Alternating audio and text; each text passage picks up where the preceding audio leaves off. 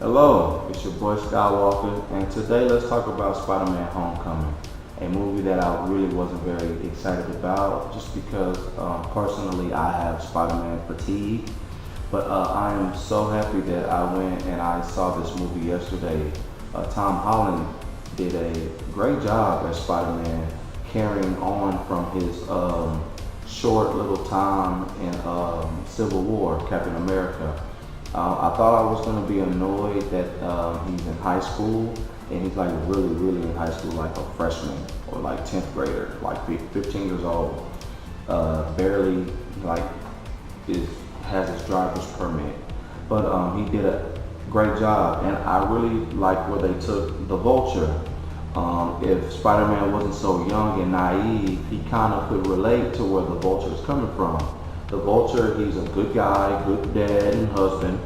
He has a business where like they kind of pick up all the scrap metal left from all the damage and all the destruction when the Avengers come to town and they mess up your city. That's kind of how he makes his money, like the cleanup crew. And this big corporation who, ironically, Tony Stark is the head of, comes in and they like buy him out, and they're like, hey, we're taking this over, we're doing this now. And so he kind of loses his job. And it's kind of shitty, for the average guy, the big billionaire people come in like always and come and take over people's job, the small people.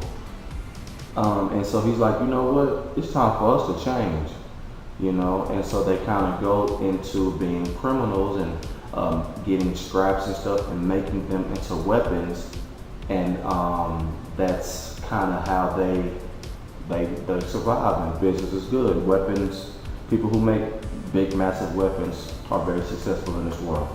But Spider-Man, he's Tom Holland, Peter Parker, he's like, no, that's wrong. Selling weapons and stealing, that's wrong.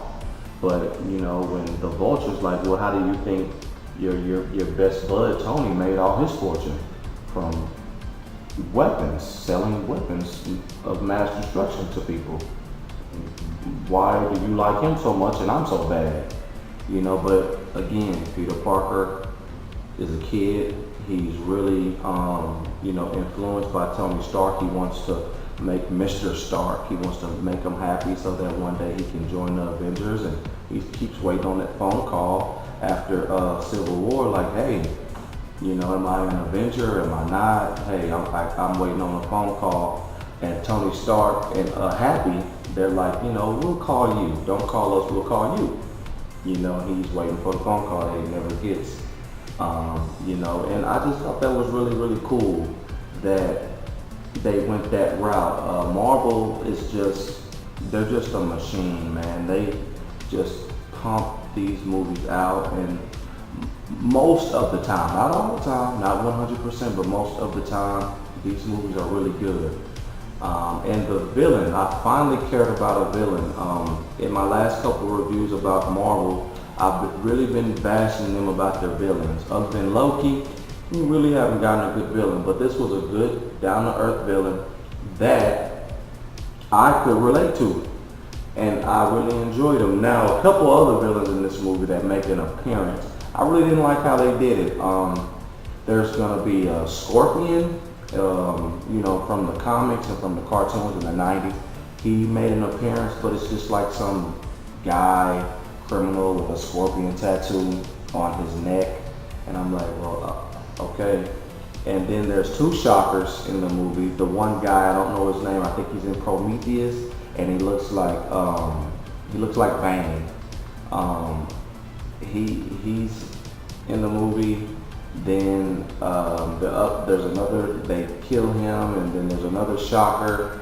There's two Shockers, and I'm like, I don't really like how you're doing this. They're just kind of making them criminals, and then they just get some tech, and okay, all right, I'm the Shocker. I'm like, okay, you're not really, but okay. Zendaya, she plays Michelle. She's not Mary Jane, she's Michelle. Okay. His friend Ned, I really like Ned. Ned wants to be, how every crime fighter has like a guy in a lair who's like on the computer, like, hey, make a right on Alpha Street and they will be right there, like in the ear. Ned wants to be that to Peter Parker. And he's like, no, we don't need that. And he kind of ends up being that, where he's like on the computer helping him out from like the Spider-Man Batcave. That was really cool. And I like how they did Flash Thompson. He's just kind of like a asshole. He's not really a big muscly guy, because if you remember, a lot of these comic books and a lot of these storylines were written in like the 60s and shit. This is 2017. Things are much different now. The bullies in today, they're not big, muscly,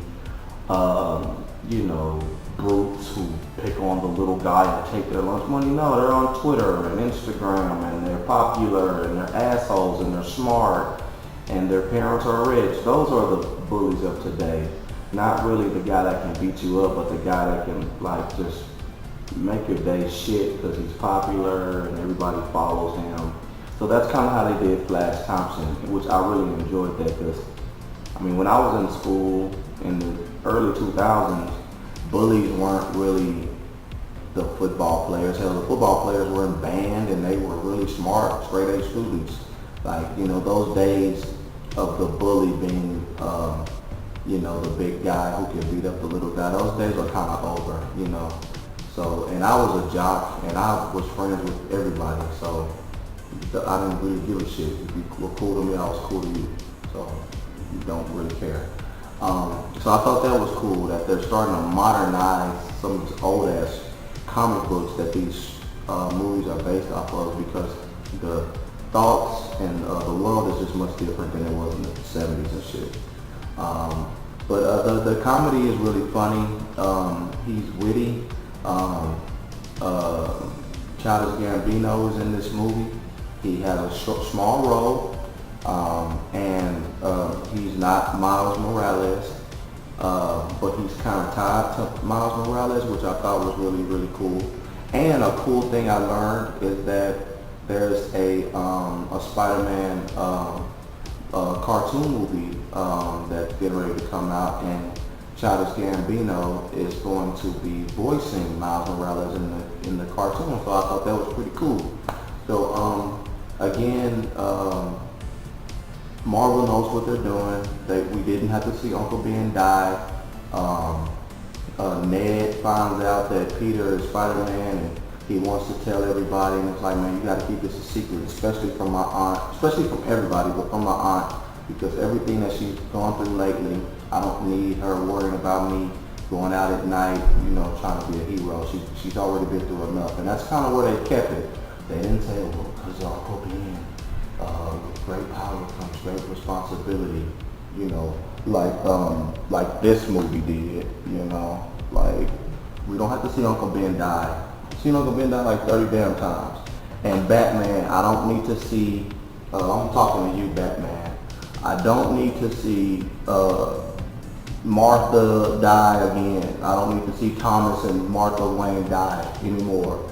So when you do your Ben Affleck Batman movie, I don't need to see, the origin stories. We got it. I got it.